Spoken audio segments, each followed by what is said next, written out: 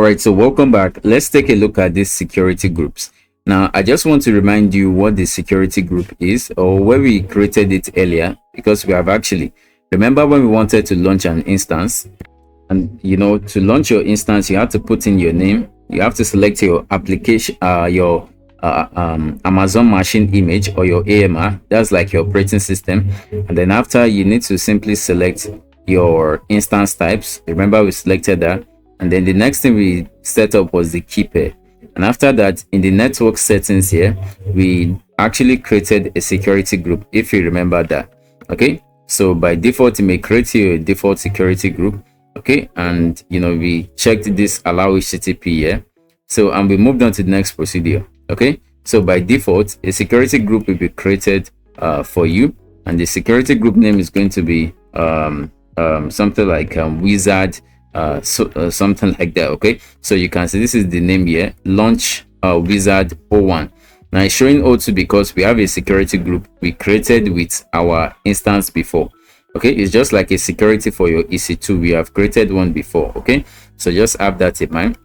So to actually find the security group, okay, so what you want to do, of course, you should be in the EC2 section, or you can search for it there.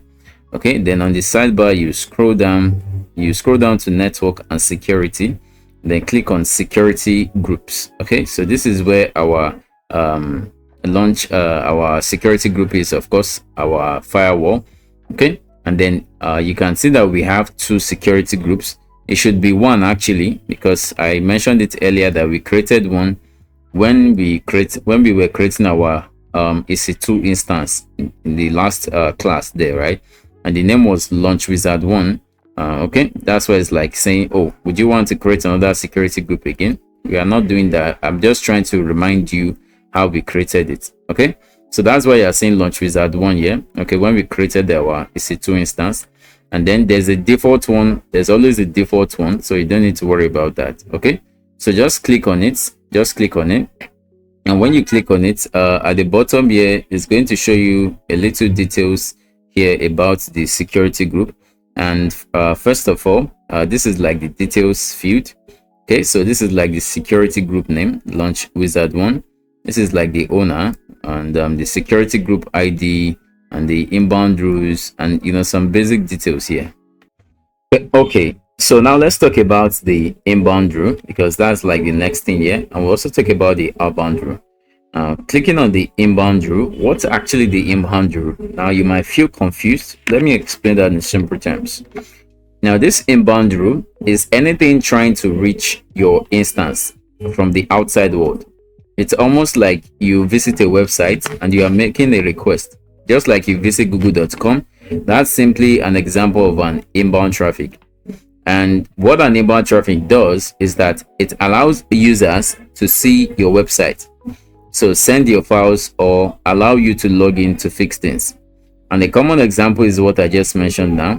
Say you, the customer, type in your URL into the browser. Okay, and if you type anything into the browser, maybe you visit any website, okay, it can either return a port 80 or port 443 to you. But most websites that are secure returns port 443. Okay, port 80 is the HTTP, and port 443 is the HTTPS. Now, in summary, by default, all inbound traffic is blocked. Okay, you must explicitly allow specific guests to come in. So just like you visit any website now, they give access to anybody from anywhere in the world to access their website. There are some websites maybe which is based only for that country. So for example, if I use US now, there are some United States websites which are only just for that company, and that is because they added a security rule to that. Okay, so that's the inbound traffic. So anything trying to reach into your server or your website, or anything trying to reach into your house. So if you look at the inbound rule as we have clicked on it, you would actually see we have the security group ID. Okay, and then we have the IP version 4. That means your IP, I mentioned there are about 2 types of phone numbers. Just assume every device has a phone number. but the IP4 is the older one and the first one in existence. It's just like I have about 8 numbers, and I can make a lot of up to 8 million numbers, 8 million different numbers just with all these 8 numbers, right? So but it's getting out of hand, and that's why we have IP version 6. But this time around, it only means that IP version 4 devices can only have access here. And I'm actually talking about the HTTP, not the SSH, by the way. Okay, so if we scroll to the right hand side, you see that this port is port 80, right? So anything HTTP, not HTTPS, just HTTP, is usually port 80. Okay, so if my device has an IP4 address, simply means I can access this your EC2 instance. But that's not all. I can only access it well, if the source allows me from anywhere. Okay, so you could still have an IP4 address but may not be able to access my EC2 instance. And this 4 zeros, okay, 0.0.0.0/0, it means I can access your EC2 instance from anywhere, and we'll go in depth more about that right in this case. Okay, so we also have the outbound rule.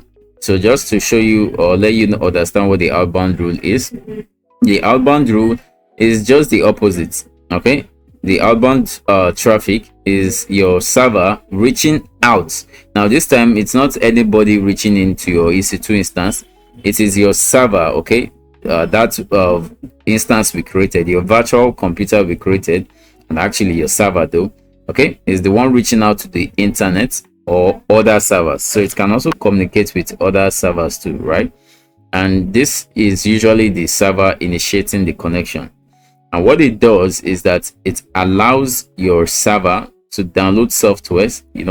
This time it's your server communicating with another server or reaching out to another website, and your server can update software, talk to database, or even send emails to customer. Just think of it as your phone. Most of these apps that you use, you don't need to necessarily update them, they update themselves. That's what we call outbound rule. Okay, they will be able to reach the server where they can update the application by themselves. And the common example is like a server checking for a Windows or a Linux updates. If you are using Windows, or if you are using your phone too, your phone might be asking you need to update your phone, and sometimes it might update it automatically, maybe overnight, right? That's exactly what we mean here as a outbound rule or outbound traffic. So by default, all outbound traffic is allowed. Okay, AWS assumes you trust your own server to go anywhere it needs to go. Just like your phone needs to update, it knows where to go. So your phone is trusted, right? So that's just simply it in this case. And we have only one outbound rule, okay, which is also IP4 version, and it is allowed to all traffic, that is to all websites here. And the protocol is all, the port range is all, destination it can access anywhere. Okay, so let's go to the outbound rule in this case, and let's try to play with it. Let's click on edit inbound rules. Now when we click on edit inbound rules, we are not talking about the SSH, we are simply talking about the HTTP in this case. And of course you can change it. You can see the HTTP is port 80, and then this 0.0/0 simply means it can be accessed anywhere, which simply means our EC2 instance, remember this is your public IP, remember we got here right in the last class. Okay, it simply means it can be accessed anywhere. Okay, that's what this means. And if you don't want to access it anywhere, you can only let your IP, which is like your laptop, if you are using to log into AWS now, your laptop has an IP. So if you only want your system to just access it only, you can click on my IP. So anybody trying to access your website or your server, they will not be able to reach it. It's just be your IP only. Or you remember we have two different types of phone numbers for devices, or they're actually not phone numbers, they are called IP addresses. Okay, so but they are different types, the IP4 and IP6. So if my device is IP4, for example, all devices using IP4 address can only access it. So you get the idea, right? So you know what we want to do. This HTTP, I actually want to remove it. because right now you can see I can actually access this right now. You can see I'm refreshing it. Okay, it's working properly, and this is working properly because I can access it because of this HTTP rule here. You know, this HTTP allows me to access my web server from anywhere. Okay, now what I want to do is I want to actually delete it. Okay, now you don't have to do this, but if you want to follow, that's okay. Don't delete the wrong thing. I want to remove this HTTP. Okay, so I just delete. Good. So there's nothing like HTTP here, and I'll save rule in this case. Okay, so when I save rule, now let's go back to this my public IP. So let's refresh. Now if I refresh this time around, it most likely would not load. So you can see that it doesn't stop loading. That's because I've actually removed that rule. That is, I can't access this my web server from anywhere. There's nothing like HTTP either. Okay, that's why it's taking so many time, and I'm just going to leave it all. And as you can see, it says this site cannot be reached. Okay, that's because I've actually removed the port 80 this time around, and you know there's a problem now with this site. Yeah. Okay, so what we want to do is to simply add back the HTTP in this case. Okay, so in order for us to do that, let's we'll click on inbound rule. Of course, that's if you probably followed me. Then click on edit inbound rule. Now we want to be able to add a rule, okay, which allows us to access our web server. So click on add rule there, and as soon as you click on it this time, where you have this custom TCP, you know, there are a lot of rules you can add. Remember, we talked about SSH HTTP, which is what we even want to do, add. So just click on it. Okay, and then you can see the port is port 80. And if you scroll to the right, you see where we say custom. That is, who do you actually want to allow to access this your web server? So if you open up the custom, do you want those on IP4 addresses or 6, or do you want just your own IP address right in this case? Okay, and what we just want to do is to click inside here and write anywhere. And you don't need to write anywhere. By default, if you scroll down, you see these different ones in this case. But if you want to allow anyone from anywhere, what you need to do is to click on this first option. So it allows anyone from anywhere to access the web server in this case. Okay, and that's it.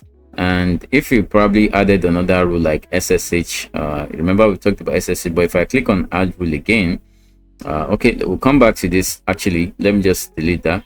So by the way, I've added the HTTP as you guys saw earlier, and from anywhere. Then click on save rules. Let's actually even test it if that works. Now when we save rule and we come back to this IP4 IP public IP, I'll show you where to get this in case you probably stuck right now. Okay, but once I refresh it now, you can see it now loads back properly. That's because of I've added the HTTP security group. Now to find that IP, it is when you created your instance, that's where the public IP is. Okay, so if let me just click on it here. So if you go to instance, if you've probably not been following, bro, so if you go to instance now and you click on your maybe instance ID, you know, we created one instance and mine is running. If yours is not running, you need to actually start it. Let me just go back to instance again. You can also start it from here, but I already clicked on instance. So mine is running already, and that's why it's displaying hello world. Okay, so if you remember, watch the last video, you should understand that how to start it. So if you want to start it, just make sure you click on this checkbox here, then you click on instance state, then you make sure that you actually start it. Mine is started already, that's why you're seeing stop. Okay, so when you start it, you must make sure that the security check show 3, and then you can always refresh it until it shows that.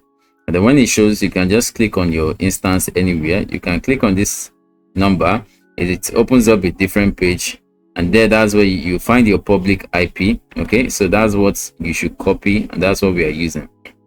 All right. Okay, so when you copy the public IP, you can paste it in your browser and it should show this.